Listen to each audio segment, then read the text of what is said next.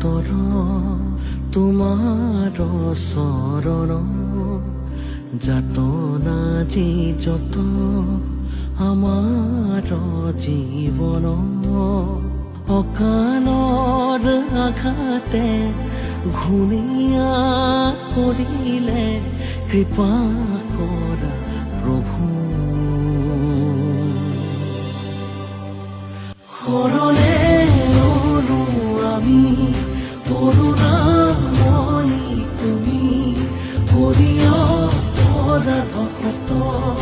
গাই হৰি নাম জন